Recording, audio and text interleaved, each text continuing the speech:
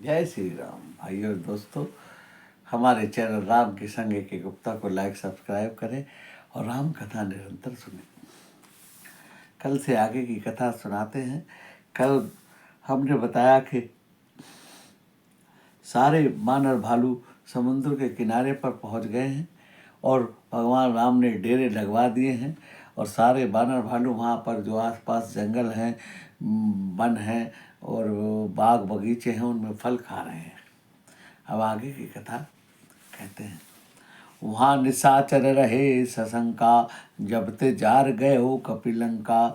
निज निज गृह सब करहि विचारा, नहीं निश्चर कुल कही उबारा। जासु दूत बल बरनि न जाई, तही आए फर कवन भलाई। दूतन सुन पुरजन वाणी, मंदोदरी अधिक कुलानी। और वहाँ लंका में जब से हनुमान जी लंका को जलाकर आए हैं, सब अपने अपने घर में विचार कर रहे हैं कि अब निश्चरों के कुल का कोई बचाने वाला नहीं है। और जिसके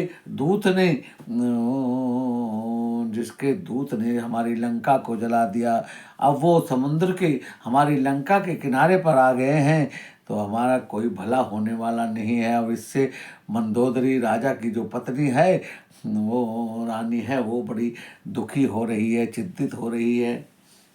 रहे सिजोरी कर पति पगलागी, बोली बचन नीति रस पागी। खंत करस हरिसन पर हरऊ, मोरा कहा हित हरि धरऊ।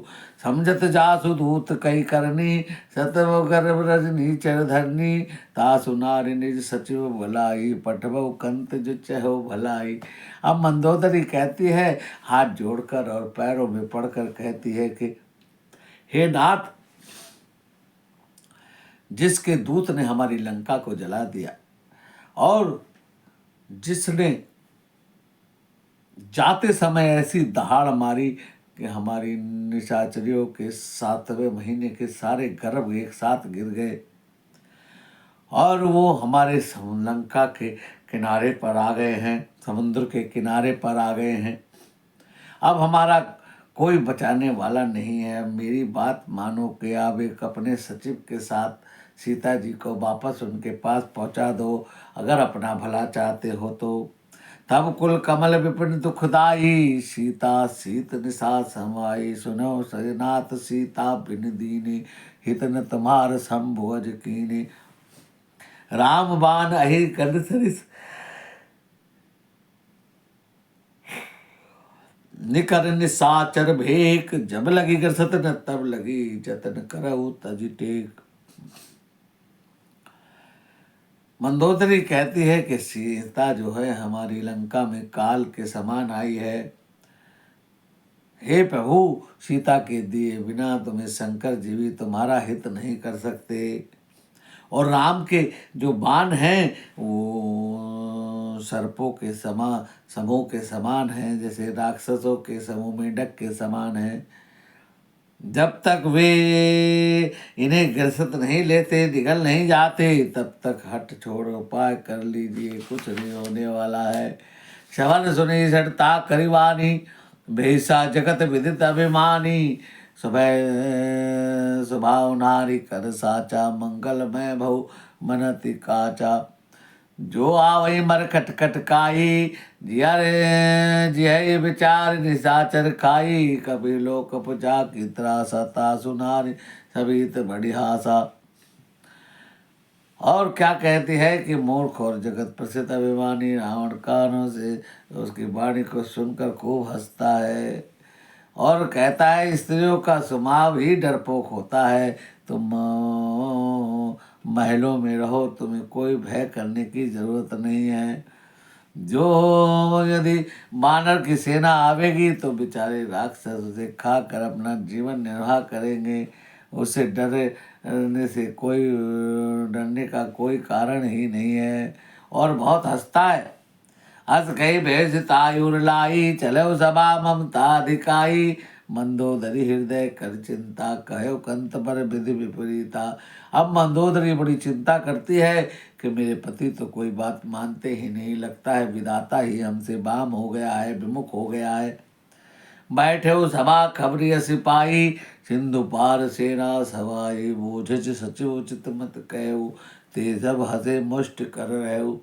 रावण अपने सभासदों से, मंत्रियों से विचार करता है और पूछता है कि भाई सेना समुद्र के उस पार आ गई है, राम जी आ गए हैं, आप बताओ हमें क्या करना चाहिए। तब कोई भी सभासद सही राय नहीं देता, सब हंसते हंसते हैं, मुष्ट रहते हैं। कहते बानरों की सेना हमारा क्या बिगाड़ लेगी, महाराज हमने बड़े बड़े योद्धाओं को जीता है, हमें डरने की बात नहीं है।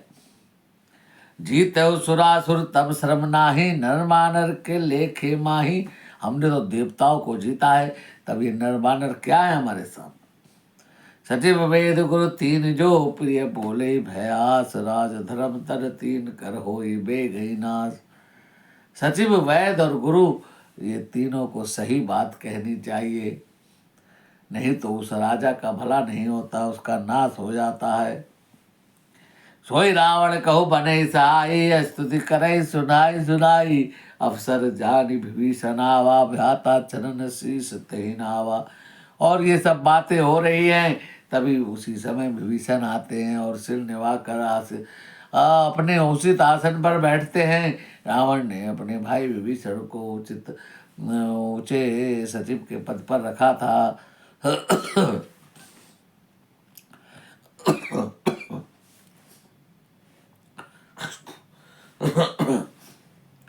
पुनि सिरुनाई बैठ निज आसन, बोला वचन पाई अनुशासन। जो कृपाल पूछे मोहि बाता,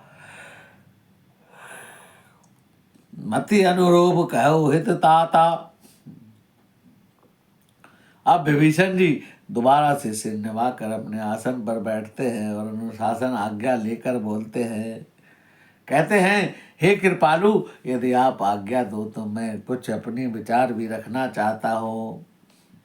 जो आपन चाहे कल्याणा, सुजस सुमति शुभ गति शुभ नाना। सो पर नारी लीलार गोसाई, तजो चौथ के चंद की नाई। अब विभीषण जी कहते हैं कि प्रभु मेरा विचार ये है कि अगर अपना कल्याण चाहते हो तो दूसरे की पत्नी को चौथ के चंद के समान त्याग दो। 14 भुवन एक पति होई, भूत द्रोटिष्टै नहीं सोई। गुण सागर नागर नर जो, अलब लोभ भल कह न को। 14 भवनों का एक ही स्वामी है और वह भी जीवों से बैर करके ठहर नहीं सकता है। नष्ट हो जाता है जो मनुष्य गणों का समुद्र है, गुणों का समुद्र है। चतुर है थोड़ा भी लाभ क्यों न हो तो भी कोई भला नहीं कहता। काम क्रोध मद लोभ सब नाथ, नरक के पंथ सब परिहरे रघुबीर ही भजे भजई जय संत। और हे नाथ, काम क्रोध मद लोभ ये चारों नरक के रास्ते हैं, इनको छोड़कर रामचंद्र जी को भजिए जिन्हें संत पुरुष भजते हैं। तात राम नर नहीं भूपाला, भुवनेश्वर काल कर काला। बरा अनाम अज भगवंता, व्यापक अजित अनादि अनंता। राम जी मनुष्यों के राजा नहीं हैं, वे समस्त लोकों के स्वामी हैं और कालों के भी काल हैं। और ऐसे रामचंद्र जी को भगवान हैं और उनसे वो अजन्मा हैं और ब्रह्म हैं और अजय हैं। गौदिज धेनु देव हितकारी, कृपा सिंधु मानस तनधारी। नंजन भंजन खलवराता, वेद धर्म रक्षक सुनभ्राता। ताहि बैरु तजय नहीं माता, प्रणरति भंजन रघुनाथा। देवनाथ बहु कह वै देही, भजो राम मिन हेतु सनेही। जो कृपा के समुद्र हैं, पृथ्वी ब्राह्मण को और देवताओं के हित करने के लिए मनुष्य रूप धारण किया है। सुनिए, वे सेवकों को आनंद देने वाले और दुष्टों के समूह का नाश करने वाले हैं। और उनसे बैर त्याग कर मस्तक नवाइए। श्री रघुनाथ जी का शरणागत होकर दुख का नाश करने वाले हैं। और उन प्रभु का जानकी जी को दे दीजिए, बिना ही कारण इसने करने वाले राम जी को भजिए। और शरण गए प्रभु ताहु न त्यागा, विश्वद्रोह कतत जे लागा। जासु नाम तापन सावन, सोई प्रभु प्रकट समझ दिए रावण। जिन्होंने संपूर्ण जगत से द्रोह करने का पाप लगा हो, वो शरण पे आने पर प्रभु उसको भी क्षमा कर देते हैं। और मेरे प्रभु जिनका नाम तीनों तापों को हरने वाला है, और ऐसे प्रभु मनुष्य रूप में प्रकट हुए हैं। रावण हृदय में समझ लीजिए, बार बार बदला गयो विनय करो दस शीस, मरि हरिमान मोहम्मद भजो कौशलाधीन। विभीषण जी बार बार सिर नवाते हैं और प्रार्थना करते हैं कि हे रावण जी, अब राम जी को भजिए और उनकी शरण में चलिए। मुनि पुलसित निज सत्सिसन कही पठई है बात, तुरंत सो मैं बहु कही पाई सुअवसर तात। मुनि पुलसित जी ने अपने शिष्यों के हाथ यह बात कहलवा भेजी है, हे तात सुंदर और अवसर आन पाकर मैंने तुरंत ही यह बात आपसे कह दी है। माल हेमंत अति सचिव सयाना, तासु वचन सुने अति सुकुमाना, तात अनुज तब नीति विभूषण, सौर धरव जो कहत विभीषण। अब माल हेमंत नाम के एक बहुत बुद्धिमान मंत्री हैं और वो बहुत बुजुर्ग भी हैं।